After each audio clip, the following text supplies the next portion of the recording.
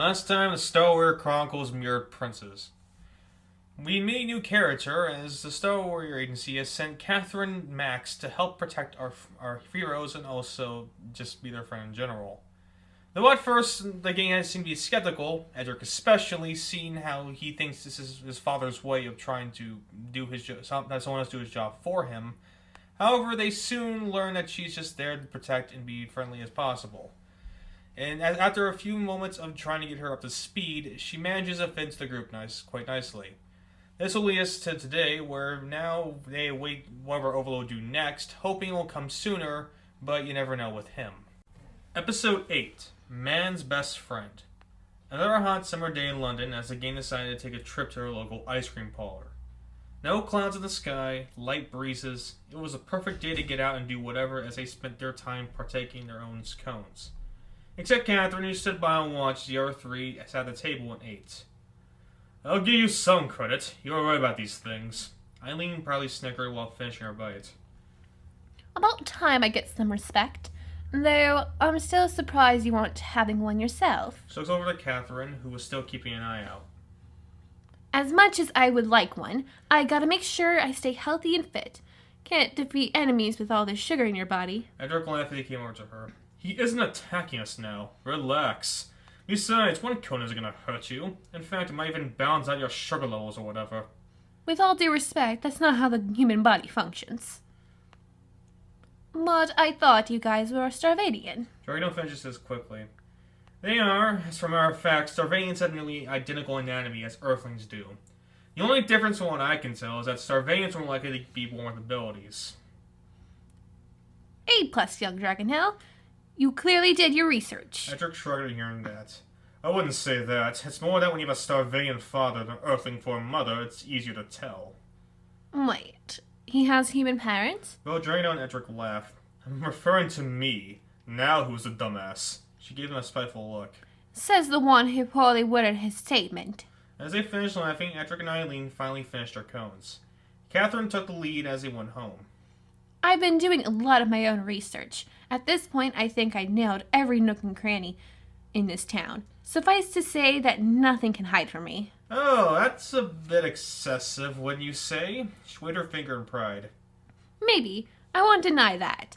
But when you have a mad genius coming after you, it's best you know your surroundings better than he could. That's why it's called home field advantage.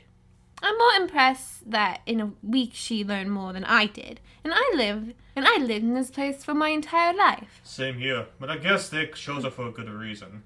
Yeah, that's from what I can tell about him. Sneaking up on us doesn't seem like his style. I think he'll take more of an upfront approach. Catherine looks back at him with a reassuring smile. Well, you might be right. Let's not forget you guys only had one battle with him. For all we know, there's more to him than what meets the eye. He is considered one of the smartest people in the universe, after all. So just keep an open mind about this. The more you do that, the better equipped you'll be in battle. She then pulls out one of her Glocks as the noise comes from the alleyway right beside them. Look over themselves to see a stray cat roam around the garbage. Edric comes over to help her put the gun away. Or it might make you extremely paranoid about things that you don't need to be. How about we just focus on getting home? She salutes back. Whatever you say, Prince. For the love of God, call me Edric. She puts her hands in the fence. Right, I forgot. He shakes his head in disapproval as they continue down the street. As he did, they look over to see a man yell at one of the street vendors. Apparently he was mad about the fact that he was served a faulty fish meal. Getting louder with each insult, Dragno and Edric started to mock the man as they walked on by. Eileen, as usual, commented on them being idiots as the man didn't get his refund. While this was all happening, two other distinct individuals walked towards the vendor themselves. The two in question were Overload and Darknut, who oddly paid the gang no mind as they were too distracted with the yelling. As it got worse, Overload seemed annoyed with the man, so he used the fork into the platter to magnetize it to his hand. It pierced the man's hand, who began to scream in pain before fainting. You see, Darknut, these humans are incredibly stupid. All that yelling for a slight burnt piece of shit. I'm not sure that was the correct way of handling that, sir. He shrugged as they marched on forward. At least stop that senseless bickering. Anywho, that's not what's important right now. Darknut brings out a tablet that had some text written on it. Of course, all radars indicate that those kids live around here somewhere. but it doesn't quite specify. Which is why we are here. They never noticed the four walking even further down the street. With our keen eyes, we shall find them in no time. And once we do... He takes the tablet to see a random image of a robot standing there. It's almost time, my son. Son? He stares at him weirdly. What? You don't call your creations your children? Darknot shakes his head confused. Can't say I ever did. The Overlord thinks over while shrugging. Whatever, the point still stands. All that remains that we find where those kids are at. He stares at the image some more. I'm gonna make you pay for what you did. They eventually made it home where they began to watch some TV to relax a little more. Except for Catherine, continued to do some more workouts. Wait, so your father went pretty much around this world while you only been to America and here? Hey, I've been to the island of Cursed. All because he lived there. She points to Dragonite, who was just sitting on the floor watching some sort of fighting show. I don't see you going from place to place. Don't get on my case for not getting out much when you have no ground to stand on. She looks at him annoyed. May I remind you that you're the reason why I couldn't do that? Correction, Overload is. I only sent you going from that one place, not the entire world. She goes back to watching TV. Besides, why are you so curious about where I've been? Well, I was hoping to get some information about a few places before it's my time to go out and search the world.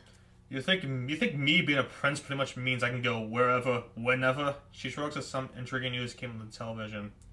Cheerio, lads and ladies. Hope you're all enjoying this lovely day.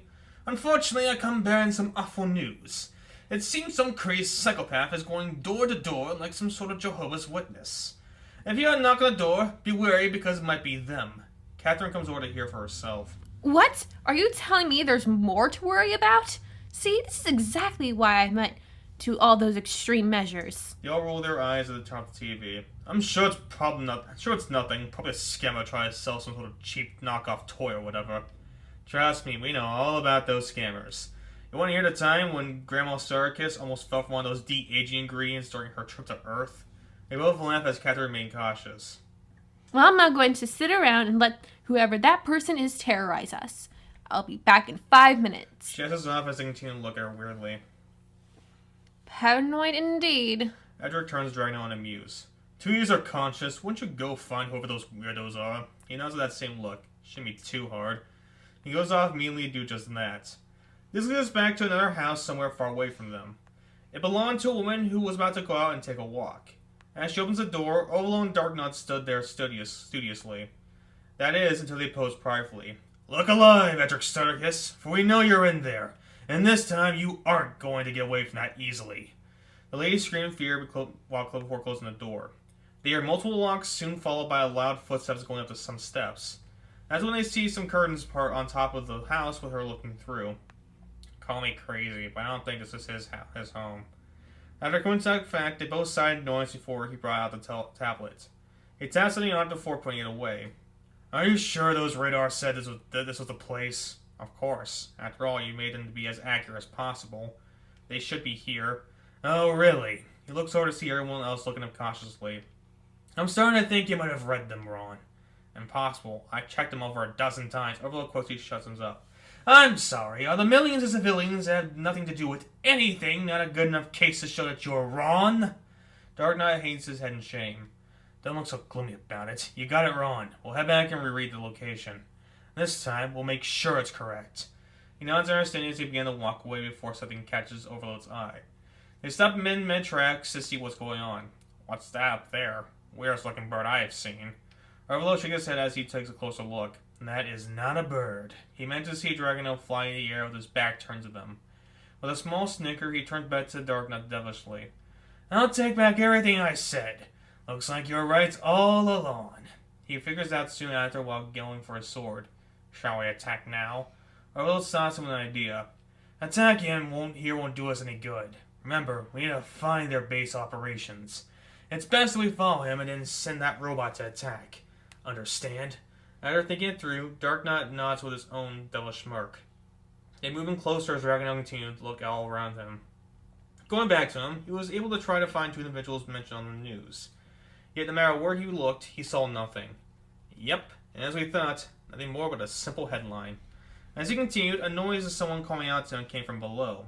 He looks down to see Catherine stand on one of the roofs of concern. What are you doing? You need to go back home. He waves at her to calm her down. Edric wanted me to learn more about those two religious guys, or whoever they are. So far, the coast seems to be clear. This didn't ease her. That's great and all, but that doesn't mean it's fully clear. You need to go home now. He flies down to her level. Alright, whatever you say. They got the roof to do just that. You have nothing to worry about. I can't be sure of that. After all, this is my... She quickly shuts up. You're what? This also made him curious. She shakes her head to lose the thought. Unfortunately, it was for naught. Is this your first mission? Solo mission. I was the only one assigned so that temporary peace between the Star and Dark Warriors remained that way. If they send more people, then ideas will start to spread. And right now, both sides are looking for all kinds of ways to start another war. Playing overly cautious, if you ask me. I think it would be best for at least a couple others to show up. She disagrees immediately. Then again, I am just a young prince. There's only so much I can know about this whole politics thing. I wouldn't get involved until you're older. I'm only 21 and I'm very naive about this subject myself. I'll keep that in mind. As we're talking, Overload and Darknuts are behind them while hiding behind each alleyway. Yes, that's it. Lead us to the rest of your bee's nest, you little hornets. He laughs while looking closely. It's almost too easy. You think they haven't seen us already? Overload rolls his eyes as he continues to look. Look at them. Do you think they acknowledge our presence yet? Honestly, tell me you believe that they see us. 'Cause from where I'm standing, they haven't even... Hey, do you hear that random noise over by the alleyway? He shuts up as he peeks over slightly. Dragon and Catherine look back cautiously. Maybe I'm hearing things. She brings out her gun once more. Never hurts to check. Pointing up beside her, she slowly walks over to try and hear anything else back there. Overload covered Darknut's mouth as he refused to move. God damn it, Darknut. Couldn't keep your stupid paranoia to yourself, could ya? Okay, don't panic. You're the smartest person in the universe. Use your brain and find a way out of this. Looks around to see something catch his eye. Catherine inched closer and closer until she was right beside the opening. Putting her back against the wall, she looks down to make sure the gun was cocked. With that reassurance, she pulls it towards the alleyway to see nothing there. Shocked, she looks deeper to see nothing at all except our stray cat. How many cats do these people leave behind? She goes closer to pet the cat with concern. You're especially cute, aren't you, little one? If only I didn't work off the planet, I might take you in myself. As she pets it, she comes more at ease. Overload and Darknut attach themselves to the heater outside one of the upper floors of the house. With that confirmation, it took a sigh of relief. Good work, sir. That was too close. Close to what? Stunned, he looked Bo back over to see Dragano fly up to her level while crossing his arms. Overload smacks Darknut over the head in annoyance. And open your mouth again! God, why did Murphy make this law? He gets out of the window into the roof as they meet face to face. Catherine sees this herself while getting her gun bag out. Well, if it isn't that you were trying to follow us on our way home, weren't you? He was annoyed again. And lucky winner of bullshit goes to you. Wow, how could you ever come to that conclusion? Dragno gets in a fine stance. I also don't like it when people get sarcastic with me. What do you want, an apology? Okay, so the plan goes south. Whatever, as long as the others come to your rescue, then I see no issue with the plan. In fact, it probably wouldn't matter too much knowing you lot. You might have moved to a different place after we figured it out. Catherine used her circle to climb the other roof. First time meeting you, and I'm going to make sure it's the last. The last he brings back out his tablet. After last time, I don't think I'm quite ready for a 2-on-1 yet. How about we bring someone in who is? Dragano goes in for a punch, however, he was blocked by a large machine that landed right in front of him. He looks up to see a black array robot shaped like a bulky version of Overload. Overload himself stood by with pride. Like what you see? It's a chip off the old block if I do say so myself. Handmade and picked by yours truly. Robot looks down and stares at Dragano intimidately. His name's Zen, and that's my fabulous middle name. Zen, my son, show these two delinquents what you're made of. Robot gets to his stance before he begins the fight. Of course, father. I can't tell if that's wholesome or creepy. Dragano shakes out of the intimidation and gets back in his stance. Doesn't matter, I'm gonna turn this thing to scrap meat. He goes for the punch, yet only to get flicked away a couple meters. He falls near Catherine in pain. As you can see, he happily eats your punches like they're candy. You can't hurt him traditionally. Catherine brings out some of her circles to try and fight it. After shooting her shot and watching it bounce off each circle, it launches straight towards Zen's chest. Zen, in the process, opens his chest to bring out a shield inside. Though the bullet did connect and it pushed him back a bit, He continues to stand like nothing happened. That was interesting. Regardless, like I said, you can't hurt him. He's too much of a machine for you to hurt. Now, Zen, exterminate them! He nods while launching himself to Catherine. He punches her hard to Dragonite, who is still shaking off that hit. Overlook continues to watch as Dark Knight reaches his level. I thought you said that thing was doomed to fail. Waved his finger pridefully. I only said expect failure. I never said it will fail. I said it could fail. If he wins, it's all the better. If not, he touches his shoulder as he sees Zen bang his chest to assert his dominance. Meanwhile, Edric and I lean, wait at the backyard for Dragonelle and Catherine's return. Edric himself kept pacing back and forth impatiently. He should be back by now. He continued to pace back and forth. Eileen took notice and was a little concerned herself. I'm sure he's being thorough. He'll be back any second now. He takes a deep breath. I hope that's the case. I just hope nothing bad has happened to him. He's your friend. You of all people should know that he will be fine. Well, that's true. It's not like I can just stay away for this long. I can't help but fear for him when he's like this. He's all I got right now. Hey, I'm here. As a friend, she was hesitant to respond to that. My point exactly. She looks down to herself while thinking it over. Well, at this point, we might as well be. Even if we don't entirely appreciate each other's presence. He starts to sing for himself. However, you know how strong he is. I'm sure he's fine. He looks back down while thinking it over. I know, it's just we really spend a moment apart from each other. And while I don't mind having my alone time, he's always making sure that if we have free time, it's that time we have together.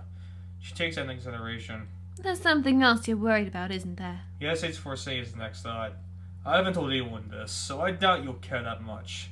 Even then, can you promise that you won't tell anyone?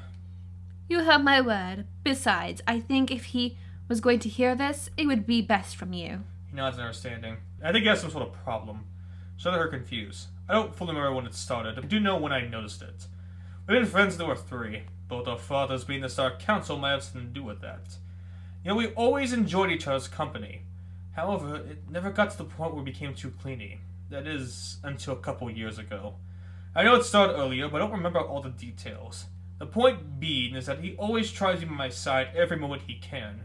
Don't get me wrong, I still enjoy being with him, but at the same time... You feel like it's a bit much. He nods in agreement. Have you ever thought about telling him this? Looks back up to the sky. I have, every now and then. But our friendship is something I treasure the most. I don't entirely mind it. However, I also don't want to be the only thing in his life. Because you're an asshole? Not that, it's because I can't be the only thing he cares about. And neither should you. He gave her his unconfused look. Don't think I haven't noticed it. You do that same thing. Because I'm used to it, and I truly don't have anyone else. Maybe my mom, but she's only has so much time in the day. My dad tries, but that's really about it. Well, when was the last time you actually tried to be friends with someone else? He thought it over, but said nothing. You want to know why you're an asshole? It's because you don't bother trying. That's what I get from you. When you try to be nice, you're good at it. Yet you don't do that enough.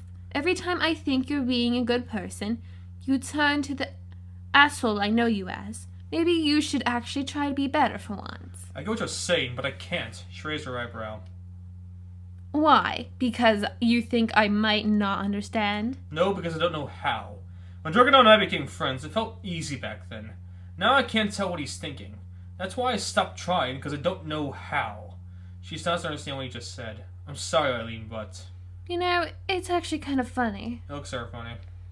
The way you describe your father, it really does sound a lot like you. You have something to hear that. He blushes while rubbing his arm. Pfft, don't compare me to my father like that. But it's true, though. She laughs a bit with him, slowly laughing along with her. Maybe the old man and I have a lot more in common than I realize. He sighs heavily while looking back out. Regardless of that, I hope he returns soon. There's no telling what kind of crazy people you might meet out there. Back at Dragonelle and Catherine, they continue to hop from rooftop to rooftop while avoiding Zen's attack. Dragonelle is stressfully saying profanities as Catherine tried to find a way to work around the situation. Listen, I don't want to sound mean, but I would appreciate it if you would keep those words to yourself. I can't help it. Nothing we do seems to be working. She stops in her tracks at the side of the building to the ground level. Dragonelle continues to fly near her. We haven't tried everything. I'll bet once we take out that shield, we can win this pretty easily. Zen jumps down to them while shaking and ground in the process. Arlo follows closely behind to check on the progress. Oh no, now you don't have a falling airship to aid you in battle. Whatever will you do? Giving up isn't a bad option. Look up to him in stress. Just tell me where the others are, we can be square. Fat chance, I'll never tell you where they're hiding. He shakes his head in disapproval. Your funeral, then. Zen, finish them off! He gets ready to attack them once more. Draydon gets in the defensive stance again, but he still keeps his stress. She noticed while getting her second gun out. Breathe. Just breathe. Looks over at her who still remains calm. Even in the most dire situations, you must always remember to breathe. Draydon does so slowly. Like ocean waves get weaker and weaker with each wave. You regulate to make it easier to relax. But you were the one who was so worried. I was more worried about a surprise attack. I don't have much experience with that. So I was worried about one potentially coming at us. However, upfront approaches are more of my style. She points out one of her guns towards Zen. It's always important that the worse the situation gets, you stay relaxed the whole time. I know it's easier said than done, but once you get a feel for it, it becomes second nature. That was something I had to learn quickly during my rookie years. She looks back at him sternly. I did a lot of team missions back on Sarvania. Though we aren't in an official war yet, there was plenty of dangerous activity happening around us, moments such as these. But it feels like there's no way out. Edric always seemed to find a way. And you did too, remember? Back at the airship? He recalled their previous house overload. Yeah, I almost got everyone killed. Yet that never happened. In fact, I think that was the winning decision you made during that moment. Was practical? No, but the one that helps your team immensely. Which is why I ask you to do it again. Look at the robot, tell me how you will defeat it. He seems shocked while looking back over to Zen.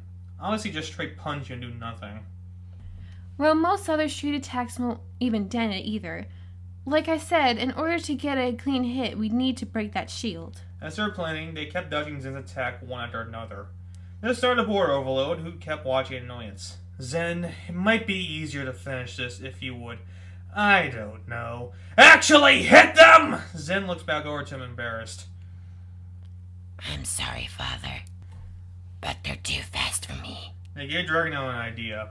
That's it, we have the upper hand. We're faster. Catherine didn't seem too keen with that idea. Well, that's indeed a way. Speed isn't going to lay in the damage. There has to be a way to break off that shield. Think. Dragonel looks back over as he's sitting near the center of Zen. Looking closer, he sees little sparks come out of it. This intrigued to the point where he started to have some ideas. Jesus Christ almighty, I knew he was designed to fail, but god damn, this is atrocious. Looks over to see Dragonel fly off in the cover to get behind Zen. What is that kid doing? Don't tell me he's already lost his mind. He didn't see his Dragonel put a lot of electrical power in his fist. Zen took notice of this, so he went over to attack. I got you now, you slippery bastard. He felt a fierce gunshot hit him from behind. It didn't damage him, yet he did enough to make him notice. Too bad, Bolt Brain. You blinked. With a smirk, she gave Dragonel the signal to slam the edge of the shield with his fist. He lets out electrical power within it to attach itself to the center. This caused an electrical discharge that made his shield lose power by the second. Everyone looked in shock. No way. No way. He figured out that fast? After a few seconds of discharge, it goes away along with the shield. Zen didn't realize he was in a vulnerable state. Oh shit. Still, that doesn't change the fact that... A bullet pierced through him to make him lose focus once more. Good work, kid. Now get over here quick. Zen continued to stagger as Dragonel made a mad dash over to Catherine while he was still at a chance. Overlook continued to watch to disbelief, but also intrigue. Okay, now what? She brings out all of her circles around him. Wait, what's going on? Hit them! He sees a blue energy flowing through them. My ability works on any attack, as long as you hit them once, in one after another. He widens us to hearing that. You mean to tell me you had this power all along? Since the beginning. You won't believe the amount of trial and error I went through to discover this. But there's no time to waste. She points back to see Zen charging straight toward them. Dragonel nods sternly as he hit each and every single circle with one of his fist. You ain't getting away this time. The circle went away after he hit the last one. He stayed in defense, waiting for Zen to come closer. His fists glowed in the blue lightning in the process. With one quick punch, he completely obliterates Zen like he was never there to begin with. He also managed to cause a huge windstorm along with a lot of collateral damage around the center of the punch. Overlord even felt that from the roof he sat upon. Just like that, Zen was no more. Holy shit! He looks back to his fist, which gave a smoke in the process. The power of Magnum increases 6 times the normal amount of energy you have if you hit every circle. Even if you put the minimalistic amount of effort into the punch, you were still able to end the fight with that one punch. He still didn't believe he did that. While everyone else was still in disarray, Catherine took the time to grab onto Dragonel and run away from the scene as fast as she could. Overlord didn't bother chasing as he didn't know what to believe. Dragonel eventually caught up while breathing hard. I felt that all the way from the first building. What the hell was that, sir? Looks over to the crater that once used to be Zen. Hey, caused this? Overlord finally turns with excitement. Everything went horribly wrong, but it's so weird. Despite the outcome, I couldn't be any happier. What do you mean? Overlord brings him over. Tell me, Darknut, have you heard of the Magnum ability? Darknut wasn't sure how to answer it. I think that's a rare one. Overlord gets him closer with even more excitement. That's okay if you don't know, because I figured out our next step. He brings him closer to show Catherine and Dragonel running away from the scene of the crime. You see that girl knew when we had to face? Her ability caused him to throw a punch so strong it puts even the strongest warrior to shame.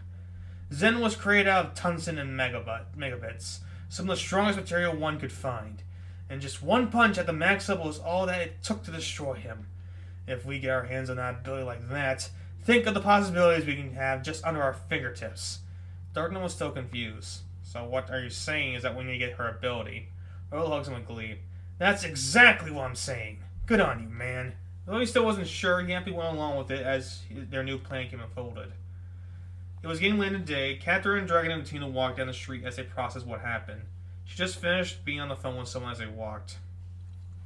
Good news! Your father will be able to pay off those damages. That's one less thing to worry about. Drago nodded, yet he still couldn't believe it. I get that you might be a little afraid. Afraid? Me? Don't be ridiculous. It's not like you have an outrageous ability that makes someone become one of the strongest people in the universe. That's just silly. He knew he was lying. I just can't believe that you have that. Once again, that wasn't the first time I discovered it. But hey, at least we got out unscathed for the most part. And look at you, using your electricity to overpower that robot. Drago shrugged as he walked further. It was nothing. I'm sure you already figured it out before I did. That's not true. I had no idea that his shield was powered that way. If I did, I would have told you way sooner. Not only that, but you're selling yourself short. I get that you want to be a little humble, but it's okay to be a little prideful in what you did. Didn't stop you when you beat us in that video game. I know, but that's different. Those games don't have the circumstances nor the stakes that a battle like this has. Also, Edric always taunted me at a racing game we used to play, so I got a little inspiration. He laughed with that thought. But it's okay when you acknowledge that you did something good, even if it is a situation we aren't normally good at. Just like you did with that video game, you should take that moment in. At the same time, it's also important that you also use that moment to gauge how much farther you need to go. Star Warrior Train Lesson 1, right? Good advice. Might as well pass it down to someone younger than me. By 6.5 years, don't get too high and mighty about it. Yeah, but I still have seniority. They laughed for a final time before arriving back home. Once they did, they saw a door open with Edric staying on the other side. And where have you two been? Boy, you wouldn't believe us if we told you. He lets them as he continues to feel left out. So much for a quick few minutes of flying around. He closes the door as they begin to talk about what happened that day. As he did, Overload stands in the one of the roofs beside them with even more glee. Even after figuring out my plan, you Snow never did figure out I wouldn't quit after Zen lost. Dart makes a mark of it on the tablet. As easy as pie, right, sir? Overload laughs diabolically. Couldn't have said better myself. Looks directly at Captain through the window. Make sure you take note of her, because she'll be the key to the next step in our plan.